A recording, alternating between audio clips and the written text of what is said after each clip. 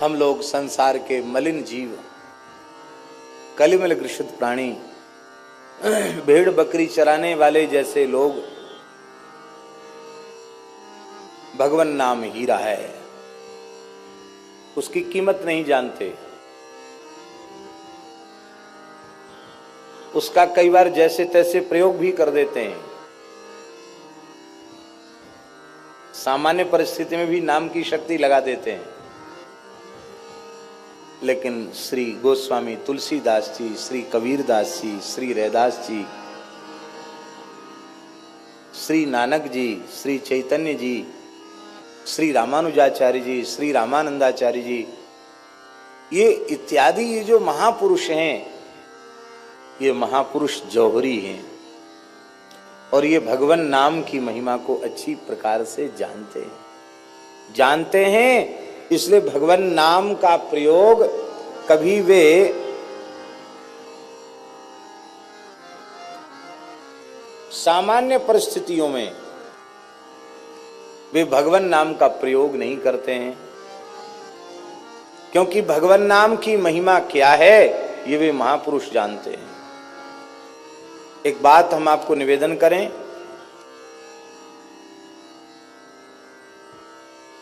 एक बहुत बड़े विद्वान थे, इतिहास प्रसिद्ध विद्वान,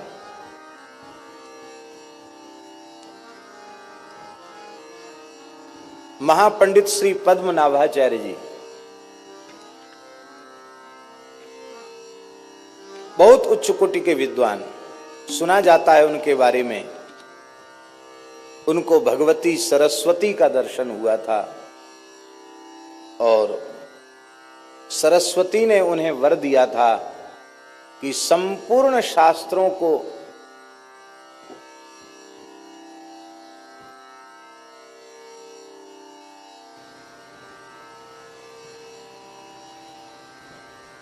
तुम आद्योपांत समझ सकोगे, जान सकोगे। शास्त्रार्थ में तुम्हारा कोई प्रतिद्वंदी धरती पर नहीं होगा। और 100 गाड़ी में ग्रंथ लद के चलते थे। आज से 700 साल पुरानी बात है। कितने साल पुरानी बात? 100 गाड़ियों में ग्रंथ लद के चलते थे उनके। जिस पंडित को शास्त्रार्थ में हरा देते थे उसके ग्रंथ छीन लेते थे। वे महापंडित पद्मनाभ काशी पहुंचे। काशी के विद्वानों में हड़कंप मच गया। इतना बड़ा विद्वान, समस्त शास्त्रों का समर्थ वक्ता विद्वान, भगवान के सप्तपुरी में विग्रह में वाराणसी भगवान की नासिका है। नाक माने इज्जत होती है, प्रतिष्ठा। ज्ञानियों की नगरी, विद्वानों की नगरी, विद्या की नगरी काशी भगवान की नाक है। काशी के विद्वान घबराए, हम लोग एक एक विषय के पंडित हैं, वे समस्त शास्त्रों का पंडित है, सरस्वती का वर इससे प्राप्त है, कहीं ऐसा न हो कि हम लोग हार जाएं तो काशी की नाक कट जाए। तो विद्वानों ने काशी विश्वनाथ जी की उपासना की। विश्वनाथ जी के मंदिर से आवाज आई कि काशी की प्रतिष्ठा बचाने का एकमात्र उपाय है संत कबीरदास जी के साथ इसका शास्त्रार्थ करा दो। पंडित कहने लगे कि कबीरदास जी की तो योग्यता का प्रमाण पत्र है, मसी कागज छुओ नहीं, कलम गही नहीं हाथ है। कागज कलम दवात से, स्याही से कभी उनका काम ही नहीं पड़ा। एक निरक्षर भट्टाचार्य को एक महापंडित से शास्त्रार्थ कैसे कराया जा सकता है? पर भोले बाबा की आज्ञा है, जरूर कोई न कोई चमत्कार होगा। पंडितों ने जाकर कबीरदास जी से कहा, महाराज काशी की प्रतिष्ठा बचानी, आपको शास्त्रार्थ करना है। कबीरदास जी हंसने लगे, बोले हम जानते नहीं शास्त्रार्थ क्या होता, हम क्या करेंगे शास्त्रार्थ? हम तो इतना जानते हैं, पोथी पढ़ी पढ़ी जग मुआ, पंडित भया न कोई, ढाई आखर प्रेम का, पढ़े सो पंडित होय। तब विश्वनाथ जी की आज्ञा, आपको चलना पड़ेगा। बोले विश्वनाथ जी की आज्ञा सिरोधार्य है, पर उन पंडित जी को आप यहां ले आओ, हम कहीं चलकर जाएंगे नहीं। बोले ठीक है। पंडितों ने पद्मनाभ जी से कहा, महाराज काशी विद्वानों की नगरी है, एक एक करके अलग अलग शास्त्रार्थ करोगे, बरसों लग जाएंगे। एक हमारे यहाँ के महान संत हैं कबीरदास जी, वे विजयी होते हैं तो काशी की विजय है, और वो पराजित होते हैं तो काशी की पराजय है। हम सब पंडित विजय पत्र लिख देंगे आपको। बोले ये तो बहुत अच्छी बात है, आपको चलकर शास्त्रार्थ करना पड़ेगा। महापंडित पद्मनाभाचार्य संत कबीरदास जी के निकट आए, और शास्त्रार्थ में कोई प्रश्न पूछा जाता, उसका उत्तर होता है। पंडित कहते थे कि पहले तुम पूछो, कबीरदास जी कहते मेरे भीतर प्रश्न ही नहीं तो पूछें क्या, हमारे तो सारा समाधान पहले से हो रखा है, पूछे वो जिसको समाधान न हो। हमें तो समाधान राम जी की दया से हो गया, तो हम क्या पूछें। पर पंडित को लगता था कि मैं इतना बड़ा पंडित एक अनपढ़ से पूछूं, ये मेरी बेइज्जती है। इसलिए उन्होंने कहा महाराज आप ही पूछिए। कबीर जी ने कहा अपने संबंध में तो मेरा कोई प्रश्न है ही नहीं, हम आपसे आपके संबंध में पूछ रहे हैं। हाँ महाराज जरूर पूछिए। महाराज चतुराई से पंडिताई से उत्तर मत देना, जैसे सीधे साधी भाव से आप उत्तर देना, उसी कक्षा में बैठकर उत्तर देना। नहीं, पंडित लोग बहुत बात बनाना जानते हैं।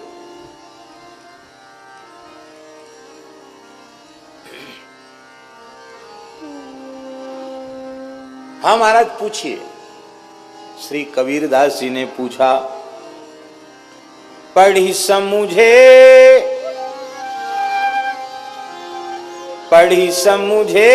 या समझी पढ़े, अहो कहो द्विज राय, सुन कबीर की बेन को पंडित गयो चकराय। तत्वज्ञानी संत कबीर की वाणी विचित्र। उन्होंने कहा पंडित जी हमें ज्यादा नहीं पूछना आपसे आपके बारे में, आपने पढ़ के समझा कि समझ के पढ़ा। क्या कहा?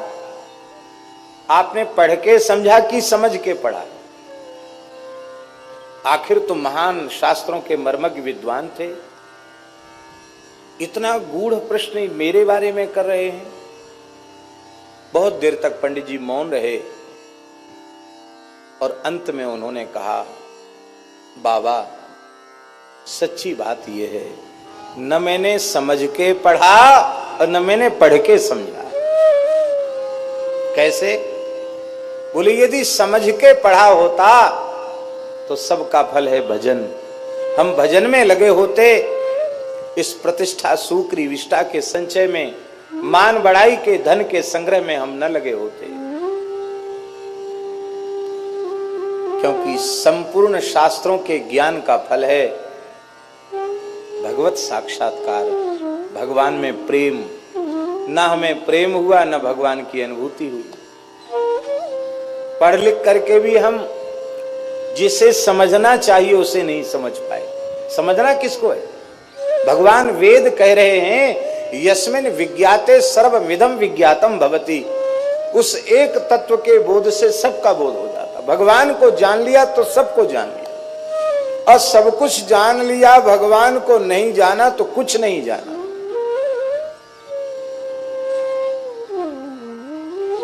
तो न हमने पढ़ के समझा और न समझ के पढ़ा। समझ के पढ़ते तो भी भजन ही करते। समझ के पढ़ना क्या है? किस लिए पढ़ना? हमारे यहाँ कहते सा विद्या या विमुक्तये, जो हमको संसार चक्र से छुटावे उसी का नाम विद्या है। हम कहां छूटे संसार से, हम तो और ज्यादा फंस गए। तो श्री कबीरदास जी ने कहा तब तो हम आपसे लाख गुने अच्छे, हमने तो पढ़ा ही नहीं। इसलिए के पढ़ के समझने वाली बात भी नहीं हुई, और समझ के भी नहीं पढ़ा और पढ़ के भी नहीं समझा। क्यों? बोले हमारे गुरुदेव श्री मदाद्य रामानंदाचार्य भगवान ने केवल एक ही बात कही थी, बच्चा राम राम करो। बस मैं राम राम करने लग गया, और राम राम जपते जपते जो पढ़ के समझते हैं लोग और जो समझ के पढ़ते हैं, वो केवल राम राम करके मैं समझ गया।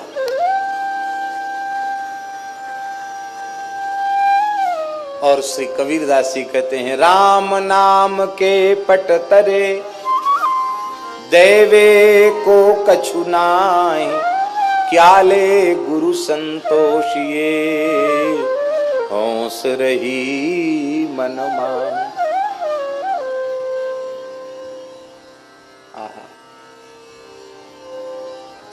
इतने बड़े महापंडित के अहंकार को कबीर जी ने चूर कर दिया, फिर अभी भी समर्पण नहीं हुआ। हमारा समर्पण जल्दी होता नहीं।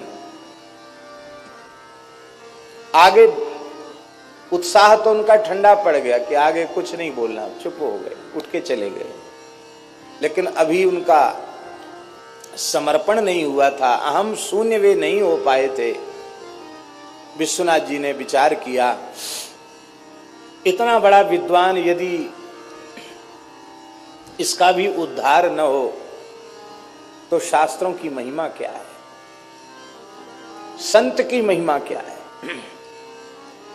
कबीरदास जी जैसे संत से मिलने के बाद इसका कल्याण होना चाहिए। कल्याण कैसे हो? तो ऐसा कोई दृश्य उपस्थित हो कि इसको वैराग्य हो जाए। तो महापंडित पद्मनाभ सायंकालीन संध्या वंदन कर रहे थे, एक पीपल के नीचे बैठ के संध्या कर रहे थे, काशी की बात है। तो उनको एक दृश्य भगवान विश्वनाथ जी ने दिखा दिया। उनको दिखाई पड़ा कि पीपल की सब डालियों पर कोई ना कोई भूत प्रेत बैठे हैं, एक डाली खाली है।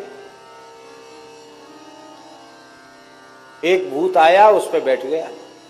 तो जो पहले बैठे थे ना शाखाओं पर भूत, वो सब झगड़ने लगे। बोले तू यहां कैसे बैठा, इस पर मत बैठ। बोले सब डालियां भरी हैं, यही खाली है इसलिए इस पर बैठ गया। बोले खाली तो है पर ये रिजर्व है, पहले से आरक्षित है। ये किसके लिए? बोले महापंडित पद्मनाभ मर के प्रेत बन के इसी पे रहेगा, उसके लिए आरक्षित है। दूसरे प्रेतों ने कहा भला इतना बड़ा शास्त्रों का विद्वान पंडित, संध्या गायत्री संपन्न ब्राह्मण, भला प्रेत क्यों बनेगा? तो एक वृद्ध प्रेत बोला तुमको पता नहीं है, जो ब्राह्मणों को गुरुम तुम कृत्य हूं कृत्य विप्रम निर्जित्य वादतः, भगवान महर्षि मनु ने लिखा है, मनु जी ने कहा है, जो गुरुजनों को अपने से बड़ों को तू करके हूं करके अपमानित करता है, उत्तर देता है, और ब्राह्मणों को शास्त्रार्थ में पराजित करके उनका अपमान करता है, उसे पिशाच की योनि, भूत प्रेत की योनि में जाना पड़ता है। तुमने नहीं पढ़ा है? इसने तो न जाने जीवन में कितने ब्राह्मणों को अपमानित किया है, ये तो अवश्य ही प्रेत बनेगा। तब एक प्रेत बोला इतना बड़ा पंडित प्रेत बने ये अच्छी बात नहीं, हम लोग अनुभव कर रहे हैं प्रेत योनि कितनी दुखदाई है, ये बच सकता है क्या? बोले हाँ बच सकता है। ये यदि अहंकार शून्य होकर संत कबीरदास जी के चरण पकड़ ले तो बच सकता, नहीं तो नहीं बच सकता। अब तो महाराज दौड़े पद्मनाभ जी और कबीरदास जी के चरणों में पड़ गए।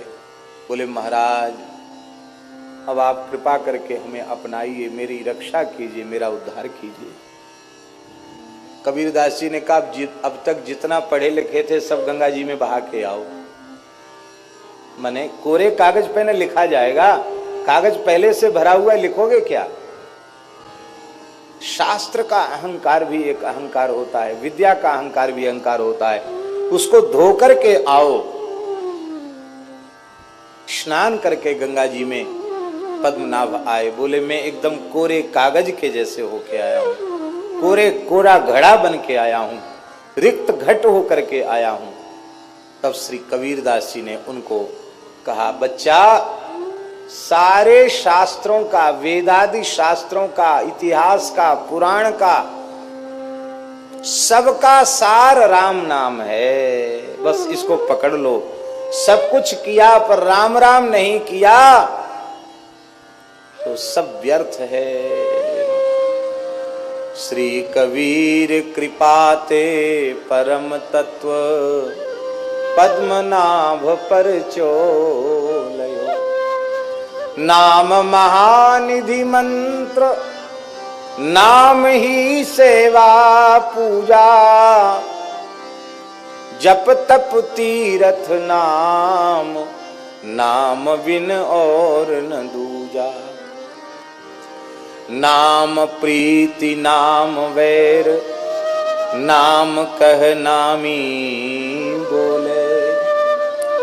नाम अजामिल साखी नाम भव बंधन खोले। नाम अधिक रघुनाथ ते राम निकट हनुमत कयो। श्री कबीर कृपाते परम तत्व पद्मनाभ पर चोलयो। इतना बड़ा पंडित सब छोड़ के राम राम करने लग गया और राम राम करते करते पद्मनाभ जी सिद्ध हो गए। प्रतिदिन सत्संग एवं दर्शन के लिए श्री महाराज जी के ऑफिशियल चैनल को जरूर सब्सक्राइब करें।